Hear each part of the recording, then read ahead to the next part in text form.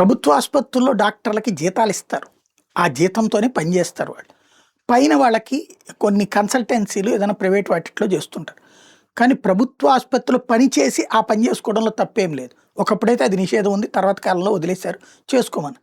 కానీ అక్కడ డబ్బులు గ్యార ఏదైతే అదనంగా వస్తున్నాయి కాబట్టి అసలు దాన్ని చేసినా చేయకపోయినా పట్టించుకోకపోవడంతో ఇక్కడ అవసరమైతే ఆ సూపరింటెండెంట్‌ని బెదరేసినో, హడావిడి చేసినో మొత్తం మీద సంతకాలు పెట్టేసి వెళ్ళిపోతున్నారన్నటువంటిది వైద్య ఆరోగ్య శాఖకి మంత్రికి వస్తున్నటువంటి కంప్లెయింట్. దాంతో అటెండెన్స్ విషయంలో సీరియస్‌గా ఉండమని చెప్పి డాక్టర్లు గనక లేకపోతే కఠిన చర్యలు తీసుకుంటామంటూ హెచ్చరిస్తున్నారు. మంత్రి సత్యకుమార్ యాదవ్ నిన్న ప్రభుత్వ ఆసుపత్రి వైద్యుల పనితీరు మీద సమీక్షించారు. ఆసుపత్రిలో వైద్యులు ఉండడం లేదన్న విషయం తన దృష్టికి వచ్చిందని చెప్పారు. ముఖ్యంగా ఈ బోధన ఆసుపత్రులు, జిల్లా సామాజిక ప్రాంతీయ ఆసుపత్రుల్లో ఈ ప్రాబ్లమ్స్ ఉన్నాయి. ఇలాగైతే రోగులకు మెరుగైన వైద్య సేవలు ఎలా అందుతాయని ప్రశ్నించారు. వైద్యులు ప్రతిరోజు ఎంతమంది రోగులకు ఓపీ చేస్తున్నారు నివేదికలు ఇవ్వమని అడిగారు.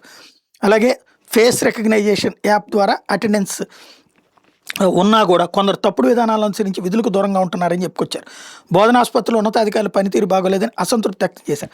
ఆసుపత్రి ఇన్పేషెంట్ కింద చేరేవాళ్ళు అవుట్ పేషెంట్ కింద కూడా పేర్లు నమోదు చేసుకోవడం ఎందుకని, దీనివల్ల సమయం వృధా కాదని ప్రశ్నించారు. ప్రైవేట్ ఆసుపత్రులను ఆయుష్మాన్ భారత్ హెల్త్ అకౌంట్ ఐడీల ద్వారా రోగులకు చికిత్స అందేలా చూడాలన్నారు. ప్రైవేట్ ఆసుపత్రుల్లో క్యాన్సర్ చికిత్స వివరాలను రిజిస్టర్ చేయాలన్నారు. ఇదే పని ఫేస్ రికగ్నైజేషన్ యాప్తో అటెండెన్స్ వేయమని జగన్ అన్నందుకు గాను జగన్ మీద విపరీతమైన విష ప్రచారం చేశారు. ఇప్పుడు అదే ఇక్కడ చేస్తున్నారు. కాకపోతే ఇప్పుడు పాజిటివ్గా అది సమాజానికి పనికొచ్చేదిగా రాస్తారన్నమాట.